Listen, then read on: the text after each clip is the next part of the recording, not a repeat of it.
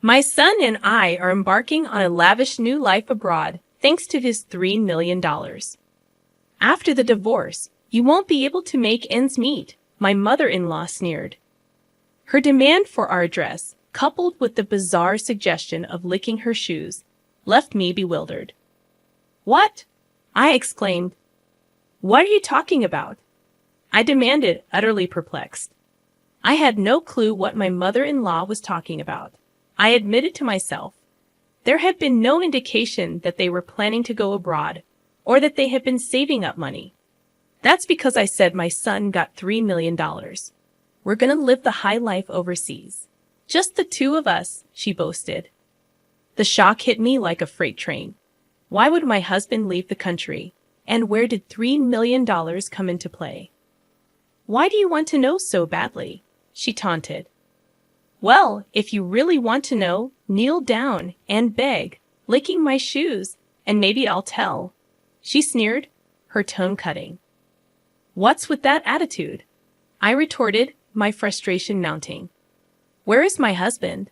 I demanded, seeking answers. Oh, it's very comfortable here. We're enjoying the high life with my son's $3 million, she declared with disdain. So you're no longer needed, she dismissed me casually. I was stunned by my mother-in-law's callous words. What did it mean that my husband suddenly had $3 million and was living a luxurious life abroad? Moreover, her treatment of me as an outsider fueled my anger and anxiety, and I knew I needed to assess the situation calmly. How did my husband come into such a substantial sum of money, and could that $3 million possibly be related to? Reflecting on my life, I recalled how I met my husband at work, drawn to his positivity and warmth, leading to our marriage. His parents had welcomed me warmly, and we later had a daughter who was now 14. Growing up in poverty with toxic parents, I was determined to cherish and love my daughter deeply despite facing hardships.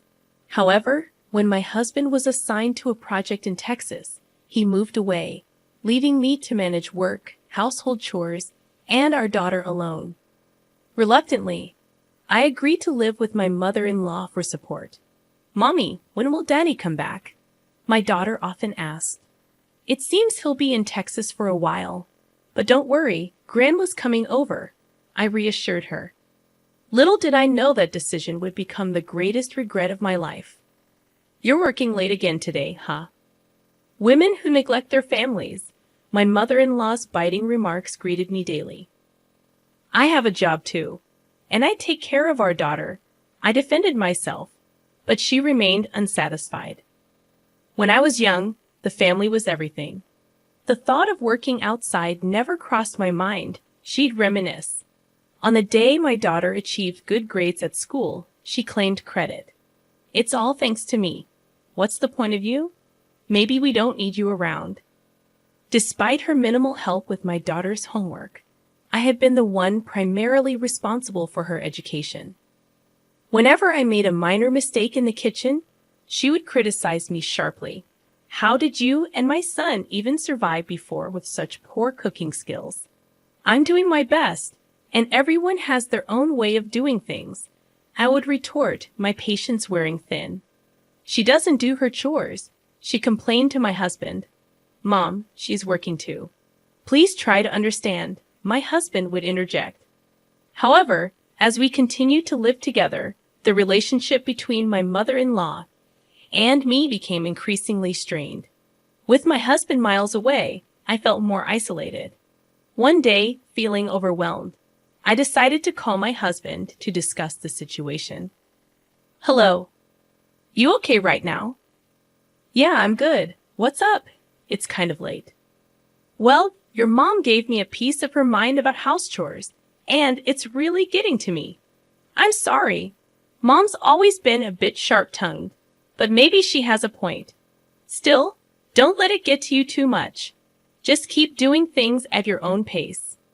Feeling somewhat reassured by my husband's words, I dedicated myself once again to our daily routine. However, as the days passed, the pressure from my mother-in-law continued to build, and I became more worn out every day. I eagerly anticipated my husband's return. Living with my mother-in-law without my husband around proved challenging. Initially, I coped by holding on to the remnants of his presence. But as days turned into weeks, her behavior became even more unbearable, and I felt crushed under the weight. She nitpicked everything I did from dawn till dusk and criticized me constantly. When I made my husband's favorite rice dish, she coldly remarked, "This tastes terrible. Who'd eat this?" Whenever I took a short break, she would chastise me with, "How can a woman who can't even handle household chores take a break?" I never had much confidence in housework.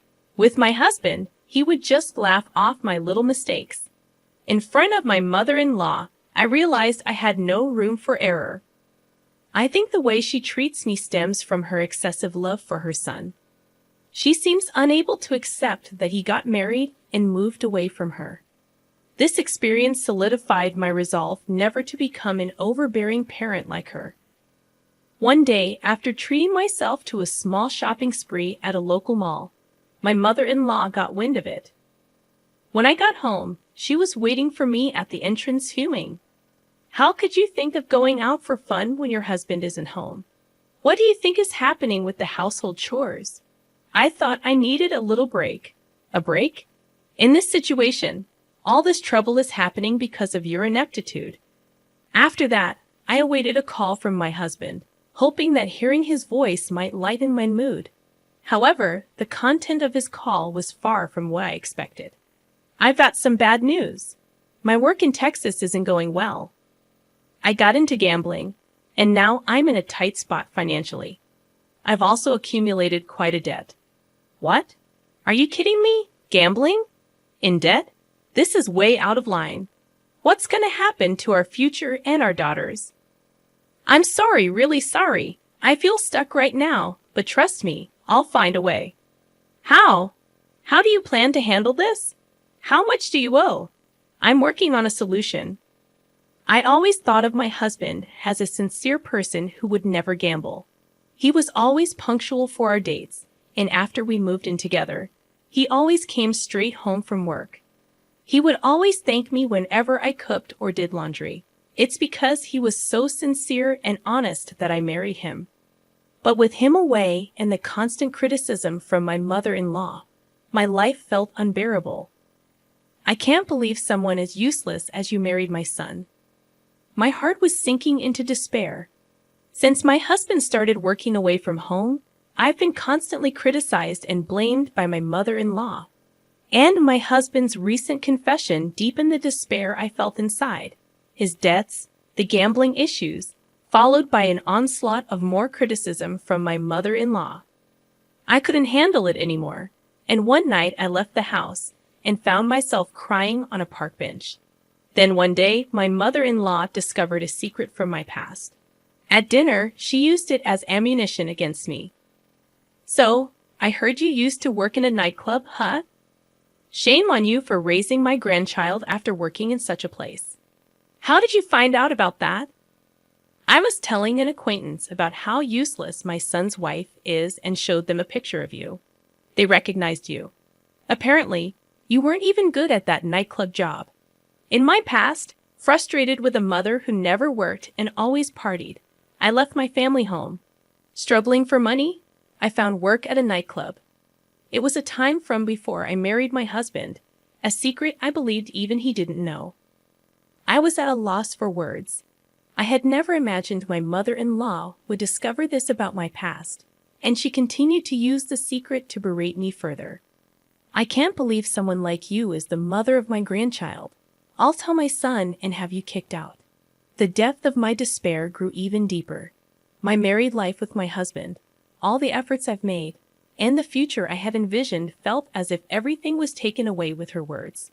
The communication from my husband dwindled. I feared he had started to doubt and suspect me. One night alone in my room, I reflected on my life, meeting my husband, our marriage and our current circumstances, and the constant blame and accusations from my mother-in-law. I felt I couldn't go on like this. "I can't take it anymore." Whispering these words, I stepped out into the silent nighttime streets. The hushed streets echoed the hopelessness enveloping me.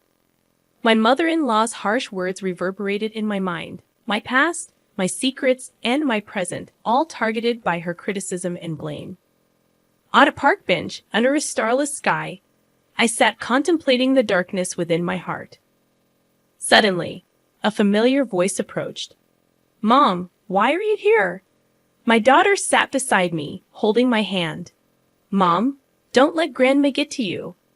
You work hard at an IT company, and you've been through so much. You're strong." "Thank you, but maybe Grandma has a point." "Mom, Grandma's just stuck in the past. In today's world, you should be proud of any job you've done. I'm proud you worked at a nightclub, really." "Yes, because it shows you've always tried your best for us, no matter the circumstances. Don't let Grandma's words control you." My daughter's words warmed my heart, and tears streamed down my face. "Mom, you're working hard in IT now, right? That's amazing. I'll always be on your side, no matter what Grandma says." Filled with gratitude for my daughter's support, I found hope that we could face challenges together. In my husband's study, I took a deep breath before diving into a mountain of paperwork. I meticulously examined each document, seeking to unveil his secrets: bank statements, credit card bills, loan agreements. Slowly, my husband's financial situation became clearer. Why did this happen? I discovered numerous receipts from gambling activities, horse racing, slot machines, casinos. The thought of how much money he had squandered on these pursuits was heart-wrenching. Next, I turned on my husband's PC. The password was his birthday reversed. His inbox overflowed with collection emails and messages from friends demanding repayment of loans. Furthermore, promotional emails from gambling-related sites flooded his mailbox. I calculated how much my husband had spent on gambling. The result was an astounding $3 million, far beyond my estimation. Seeing that amount, panic set in momentarily, but there was no time to lose. I began planning to secure funds to maintain our livelihood. Drawing on my savings, the expected proceeds from selling our high-end electronics and luxury goods at home, and the savings from my salary, I worked on a financial strategy. Continuing my investigation, I reached out to financial institutions to understand the extent of my husband's debts. Obtaining credit information in his name, I devised a plan a few days later. Preparations for a life independent of my husband and mother-in-law were underway. I also strategized to repay my husband's debts. Leveraging my experience in the IT industry, I joined freelance projects. Creating a portfolio and registering on a website introducing freelance jobs occupied my days. Soon after, I received my first request from a client. This will help a bit with our living expenses. In the midst of daily work, I scrutinized our household finances. Canceling unnecessary subscription services, cutting down on wasteful spending, and researching cost-effective recipes became my routine. I successfully reduced our daily food expenses, and based on insights from local friends, participated in a community yard sale. Selling some branded items and unnecessary electronics, I earned a decent amount, contributing to our financial stability. A few weeks later, my freelancing endeavors were thriving, and a sense of financial stability began to settle in my bank account, sufficient for our living expenses. Upon returning home, I discovered that all of my mother-in-law's belongings had vanished. Simultaneously, my phone rang, and it was her on the line. "Oh, are you already home? I noticed our stuff is gone. What are you trying to say?" "My son and I are starting a luxurious life abroad with his $3 million. After the divorce, you won't be able to make ends meet. If you want our address, get on your knees and lick my shoes." Suppressing a chuckle, I responded, "Actually, that $3 million is a debt." "Stop joking. There's no way my son has that kind of debt. You might not believe it, but it's true. In his study, there are transaction records from banks and financial institutions, credit card bills, contracts, and more. Plus, on his PC, there are collection emails from financial institutions, messages from friends demanding repayment, and promotional emails from gambling sites. If you don't believe me, why don't you check? I just sent you photos of the evidence. Maybe you should take a look. You're lying. It's the result of him getting deeply into gambling, horse racing, slot machines, casinos. All in all, it amounts to a whopping $3 million. I just sent you photos of the evidence. Maybe you should take a look.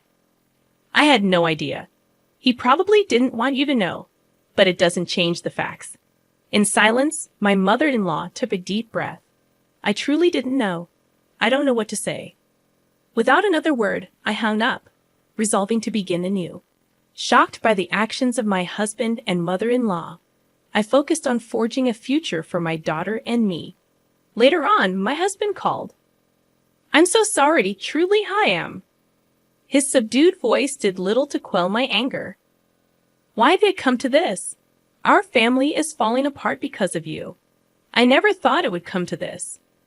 But when I decided to go overseas with Mom, I couldn't see a future with you and our daughter. Flabbergasted by his words, I asked, You couldn't see? It's because of your carelessness and lack of planning that our family is in this mess. I know that, but it's too late now. I made a promise to Mom. Promise? What promise? One to sacrifice our daughter's future and grab a paradise just for yourselves. His silence was met with his sobbing on the other end. Calmly, I hung up the phone. The reason my mother-in-law confused assets with debts was due to a bill of $3 million that suddenly arrived at our home. She mistook the $3 million bill for a lottery-winning notice. She began planning her dream relocation overseas and approached my husband about it, unaware of his mother's misunderstanding and thinking starting a new life overseas would allow him to escape the debt problem. He accepted her proposal, mistaking a bill for a lottery notice. After that, I kept my anger towards my husband and began looking for a lawyer. I was set on preparing for divorce, claiming compensation for emotional distress and child support. Now, a new life was about to start. A life for me and my daughter independent from my husband and mother-in-law. I consulted with a lawyer about the divorce, emotional distress compensation, and child support claims. During this period, my daughter and I spent a lot of quality time together, and she became my strongest supporter. She fully understood my decision and chose to stay with me. Hearing her words made all the hardships, disputes with my husband and mother-in-law worth it, and I couldn't help but shed tears. Meanwhile, my mother-in-law and husband were struggling with their life overseas. Despite starting a new life there, they apparently faced continuous problems due to a lack of preparation and financial issues. Furthermore, after being pickpocketed and losing their funds, they faced even more difficulties due to the language barrier. In the end, they were deported for overstaying their visas. Later, I negotiated with my husband through the lawyer. The divorce is finalized. We've agreed that he'll pay the emotional distress compensation and child support in one lump sum. Thank you. Now I can finally start a new life. But all at once, wouldn't it be better in installments? He has been took on even more debt, seemingly borrowing money from some shady loan shark. I don't know what happened to him after that, and honestly, I don't care. After being evicted from her rental property and getting pickpocketed, losing all her savings, my mother-in-law ended up homeless upon her return to the U.S. My daughter and I started our new life. Sure, it wasn't always easy, but freed from my husband and mother-in-law, we could look to the future positively. I want to live happily, collaborating with my daughter who saved me from the depths of despair.